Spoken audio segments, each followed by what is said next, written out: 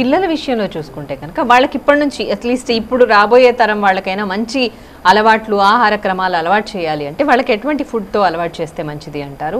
ఏ ఏ పదార్థాలు పెట్టాలి వాళ్ళకి? మూల ఆహారం సిరిధాన్యాలు కావాలి, ఇందులో రెండో మాట లేదు. ఎందుకంటే ఆహారం అనే పదానికి నిర్వచనమే ఈ సిరిధాన్యాలు. ఆ రోజుకు ఆ రోజు కల్మషాలని తీసేసే గుణం ఉండేది ఈ సిరిధాన్యాల్లో మాత్రమే, ఇంకెక్కడా లేదు.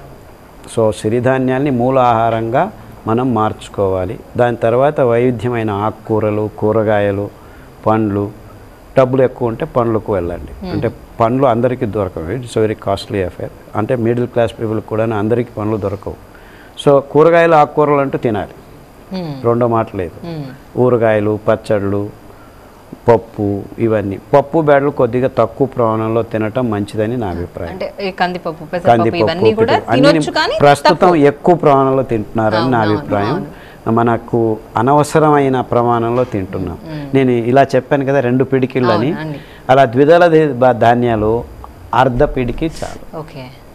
ఏకదళ ధాన్యాలు 2 పిడికిళ్ళు, ద్విదళ ధాన్యాలు అర్ధ పిడికిడి, అంతే మనకు ప్రమాణం. అసలు అంటే వరి బియ్యం అనేది అసలు వాడనే కూడదు అంటున్నారా? అవునండి, నా అభిప్రాయంలో వరి బియ్యం వల్ల చాలా అనారోగ్యం అవుతుంది ప్రజల్లో.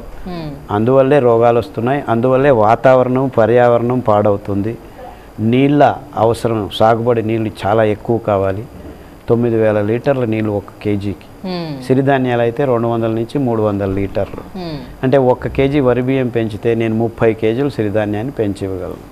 30 కేజీలు, ఒక్కొక్కరు 10 కేజీలు, ఒకరికి అంటే 1 కేజీ 10 మంది తినొచ్చు. అంటే 300 మందికి ఆహారం, ఇక్కడ 5 మంది ఆహారం. అంటే 1 కేజీ ఇక్కడ ఒక్కరు తింటే ఇక్కడ 60 మంది తినచ్చు.